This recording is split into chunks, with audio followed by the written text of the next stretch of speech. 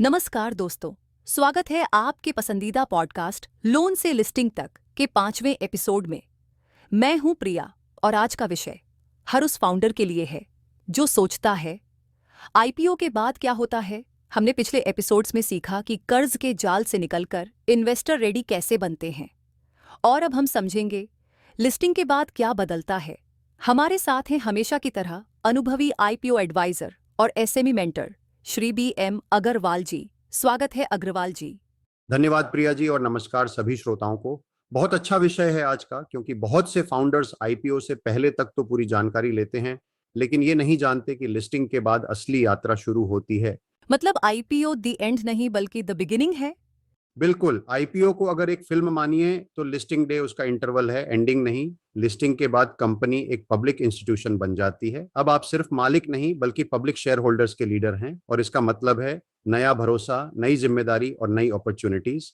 अग्रवाल जी, practically बताइए, listing के बाद कंपनी में सबसे पहले क्या बदलता है। 3 बड़ी चीजें बदलती हैं। नंबर 1, ट्रांसपेरेंसी बढ़ती है। अब हर 3 महीने फाइनेंशियल रिजल्ट्स घोषित करने होते हैं। नंबर 2, अकाउंटेबिलिटी आती है। हर डिसीजन डॉक्यूमेंटेड और ऑडिटेड होना चाहिए। नंबर 3, विजिबिलिटी बढ़ती है। मीडिया, इन्वेस्टर्स और मार्केट अब आपकी परफॉर्मेंस पर नजर रखते हैं। ये सब मिलकर कंपनी को ज्यादा प्रोफेशनल बनाते हैं। मतलब डिसिप्लिन अब डेली रूटीन का हिस्सा बन जाता है। सही कहा, आईपीओ के बाद गवर्नेंस ही ग्रोथ का बेस बनता है। क्या कंप्लायंस अब और कठिन हो जाता है। कठिन नहीं, स्ट्रक्चर्ड हो जाता है। अब हर तिमाही आपको फाइनेंशियल्स डिक्लेयर करने होते हैं, एनुअल रिपोर्ट्स पब्लिश करनी होती है और बोर्ड मीटिंग्स नियमित रूप से करनी पड़ती हैं। इससे इन्वेस्टर कॉन्फिडेंस बनता है। और सच कहूं तो कई फाउंडर्स को पहले थोड़ा डर लगता है, पर कुछ महीनों में यही डिसिप्लिन उनकी बिगेस्ट स्ट्रेंथ बन जाता है। मतलब ये अकाउंटेबिलिटी बोझ नहीं, भरोसा बनाने का जरिया है। एग्जैक्टली, और यही भरोसा आगे आने वाले एक्सपेंशन या second round of fund raising में काम आता है। हमने कई बार सुना है कि लिस्टेड कंपनी का टैग बहुत पावरफुल होता है। कैसे। बहुत सिंपल है। जब आप लिस्टेड हो जाते हैं तो आपकी क्रेडिबिलिटी बैंक, ग्राहक, सप्लायर और इन्वेस्टर चारों के लिए बढ़ जाती है।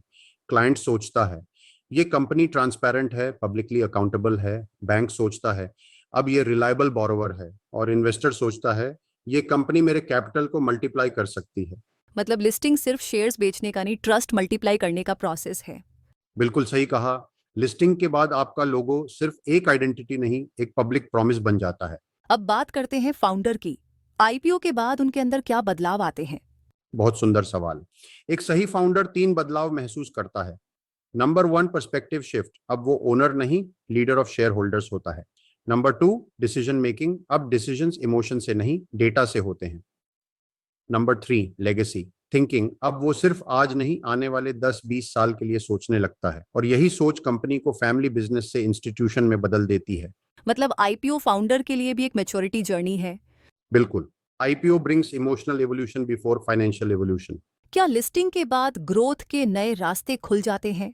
हाँ, और यही तो सबसे एक्साइटिंग हिस्सा है। अब आपकी कंपनी के पास पब्लिक इक्विटी कैपिटल है, जिसे आप न्यू प्रोजेक्ट्स, एक्विजिशंस, एक्सपोर्ट्स या टेक्नोलॉजी अपग्रेड्स में लगा सकते हैं। आपके पास ब्रांड विजिबिलिटी है, जिससे अच्छे टैलेंट आपकी कंपनी ज्वाइन करना चाहते हैं। और आपके पास मार्केट ट्रस्ट है, जिससे नए इन्वेस्टर्स फ्यूचर फंडिंग्स के लिए रेडी रहते हैं। मतलब आईपीओ सिर्फ पैसे नहीं लाता, वो पॉसिबिलिटीज लाता है।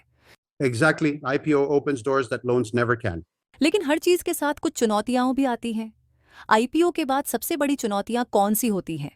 बहुत सही बात। 3 main challenges. Number 1, public scrutiny. अब हर मूव पब्लिक है। Number 2, performance pressure. इन्वेस्टर्स को रिजल्ट्स चाहिए। Number 3, consistency. हर तिमाही में ग्रोथ दिखाना जरूरी होता है, पर जो फाउंडर सही सिस्टम्स बना चुका है उसके लिए ये सब चैलेंजेस नहीं, अपॉर्चुनिटीज होते हैं। यानी अगर फाउंडेशन स्ट्रांग है तो प्रेशर प्रोग्रेस बन जाता है। बिल्कुल सही कहा। आप अक्सर कहते हैं आईपीओ सिर्फ पैसा नहीं, लेगेसी है। थोड़ा इसे एक्सप्लेन कीजिए।